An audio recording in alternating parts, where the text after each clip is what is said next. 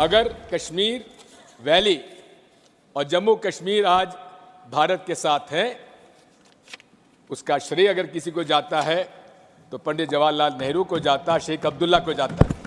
जूनागढ़ में क्या जवाहरलाल नेहरू गए थे? हैदराबाद में जवाहरलाल नेहरू गए थे? लक्षद्वीप में जवाहरलाल नेहरू गए थे? जोधपुर में जवाहरलाल नेहरू गए थे? जवाहरलाल नेहरू एक ही जगह काम देखते थे, जम्मू कश्मीर में, जिसको आधा छोड़कर आ गए। अगर आज जम्मू कश्मीर और विशेषकर जम्मू कश्मीर वैली आज भारत का अंग है, उसका एकमात्र श्रेय किसी को जाता है तो पंडित जवाहरलाल नेहरू पर विश्वास था शेख अब्दुल्ला का, जिसकी वजह से आज कश्मीर वैली हमारे साथ है। रिकॉर्ड पर है, कश्मीर में दिग्विजय जी ने सरदार पटेल का नाम नहीं लिया। एक नाम दिया शेख अब्दुल्ला का, दूसरा नाम दिया जवाहरलाल नेहरू का। अब सुनिए दिग्विजय जी, अब सुनिए, सुनना पड़ेगा, ऐसे नहीं चलेगा। अगर कश्मीर वैली और जम्मू कश्मीर आज भारत के साथ है, उसका श्रेय अगर किसी को जाता है तो पंडित जवाहरलाल नेहरू को जाता, शेख अब्दुल्ला को जाता।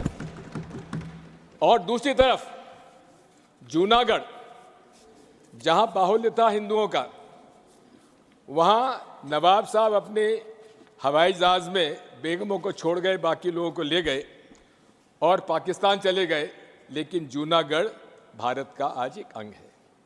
आप कितना ही अमित शाह जी पंडित जवाहरलाल नेहरू जी के बारे में कुछ भी कहें, लेकिन एक बात मैं आपसे कहना चाहता हूं, अगर आज जम्मू कश्मीर और विशेषकर जम्मू कश्मीर वैली आज भारत का अंग है, उसका एकमात्र श्रेय किसी को जाता है तो पंडित जवाहरलाल नेहरू पर विश्वास था शेख अब्दुल्ला का, जिसकी वजह से आज कश्मीर वैली हमारे साथ है। सर, आर्टिकल 370 के बारे में बहुत सारी बातें कही गई, आतंकवाद समाप्त हो जाएगा, लेकिन आर्टिकल 370 में बचा क्या था?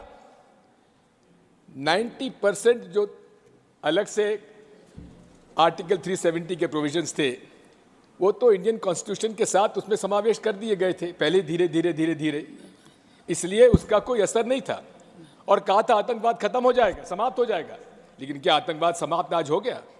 रोज हम आतंकवाद की गतिविधियां वहां पर देख रहे हैं, हमारे लोग शहीद हो रहे हैं। मैं आज फिर से कह देता हूं, मान्यवर, बैठ जाइए दिग्विजय जी, अब हो गया, लोग समझ चुके हैं आपको, बैठ जाइए। मान्यवर he is not yielding, go ahead, honorable home minister, he is not yielding। मान्यवर, मैं स्पष्टता करना चाहता हूं, गुर्जर भाइयों की एक भी सीट लिए बगैर बड़े संवेदनशीलता से बकरवाल भाइयों को दिया जाए, हमें कोई आपत्ति। गुर्जरों को जो फायदा मिला है उसमें कोई बदलाव नहीं होगा। ट्राइबल के सारे फायदे, एजुकेशन में और बाकी सारे नौकरियों के रिजर्वेशन में जितने भी फायदे गुर्जर भाइयों को मिल रहे हैं, पहाड़ियों को मिल रहे हैं, वो पहाड़ियों को जो भी मिलेगा वो उसके अलावे मिलेगा। एक भी नौकरी ना खत्म होगी, ना एक भी शिक्षा की सीट खत्म होगी, पूरा का पूरा अधिकार आपका भी रहेगा, उनका भी। मान्यवर, एक बहुत बड़ी चर्चा चली कि जवाहरलाल नेहरू जी का कश्मीर के लिए कंडक्ट, और इस पर हमारा नजरिया थोड़ा तंग है। जहां तक तंग नजरिए का सवाल है साहब, देश की एक भी इंच जमीन का सवाल है, हमारा नजरिया तंग रहेगा, हम दिल बड़ा नहीं कर सकते। किसी को अधिकार नहीं है अपने बड़े हृदय को दिखाने के लिए देश का एक भूभाग देश से चला जाए और मूक दर्शक बनकर खड़े रह जाए, किसी को अधिकार नहीं। मैं आज फिर से कहता हूं, ये आरोप से मैं सहमत हूं, हमारा नजरिया तंग है। देश की एक इंच जमीन भी जाती है तो इसके लिए भारतीय जनता पार्टी का हर कार्यकर्ता सर्वोच्चता से संघर्ष करेगा, लड़ाई करेगा और लड़ेगा, हमें कोई इसमें शर्म की बात नहीं। मान्यवर, मैं कुछ बातें कहना चाहता हूं। बहुत कुछ कहा है, अभी कहा गया नेहरू के कारण कश्मीर यहां है, नेहरू जी के न होते तो शायद ये बिल ही नहीं आता और कश्मीर होता ही नहीं, इस तरह से कहा। मैं आज कहना चाहता हूं कि जो की रचना को जानते हैं उनको मालूम होगा हैदराबाद में इससे भी बड़ा प्रॉब्लम हुआ था। क्या जवाहरलाल जी गए थे क्या?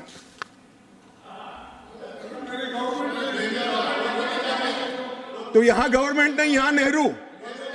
क्या कर रहे हो खड़गे जी? अभी भी वापस आओ।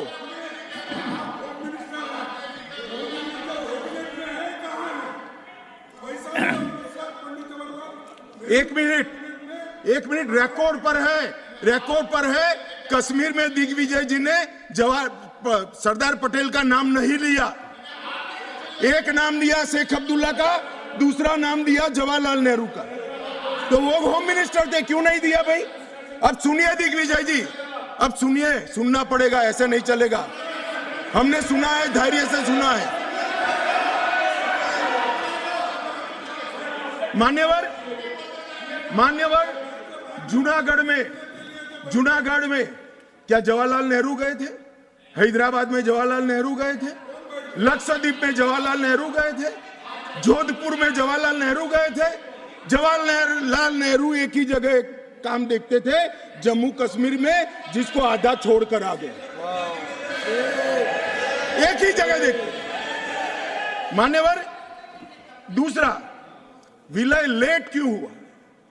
सारे लोग जानते हैं साहब, इतिहास को 1000 फुट नीचे दफन कर दो, वो ऐसा बीज है जो वटवृक्ष बनकर सच्चाई बाहर आ जाती है। सब जानते हैं कि हमारा विलय इसलिए लेट हुआ कि महाराजा पर किसी एक व्यक्ति को विशेष स्थान देने का आग्रह था, शेख अब्दुल्ला को विशेष स्थान देने का आग्रह था। इसके कारण विलय लेट हुआ और पाकिस्तान को आक्रमण करने का मौका मिला।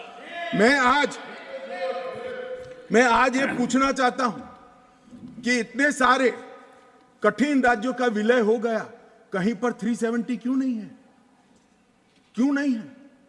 ना जोधपुर में है, ना जूनागढ़ में है, ना हैदराबाद में है, ना लक्षद्वीप में है। क्यों 370 नहीं है? कि संवेदनशील हृदय के कारण 370 है। संवेदनशील हृदय। मान्यवर, कंडीशन किसने रखी? किसने स्वीकार की? इतिहास जवाब मांगता है, देश की जनता जवाब मांगती है, जवाब देना पड़ेगा, भाग नहीं सकते इतिहास से कोई। मान्यवर, सेना भेजने में देरी क्यों हुई? और ये कहते हैं कि इसके बाद भी देरी हुई है। मैं साहब एक रेफरेंस सैम मानेकशॉ का देना चाहता हूं। फील्ड मार्शल सैम मानेकशॉ तब डायरेक्टर ऑफ मिलिट्री ऑपरेशंस थे। उन्होंने एक जगह पे कहा है कि कबीलाई हमलावर आक्रामक और लूट मचा रहे थे, तब चर्चा में ही व्यस्त थे। मैं व्यक्ति का नाम देना नहीं चाहता वरना खड़े हो जाएंगे। तब एक मीटिंग में सैम मानेकशॉ मौजूद थे। सरदार पटेल जी ने नेहरू जी को कहा, जवाहर, आप कश्मीर चाहते हो या नहीं चाहते हो, देरी क्यों हो रही है? तब जाकर सेना भेजने का निर्णय हुआ है।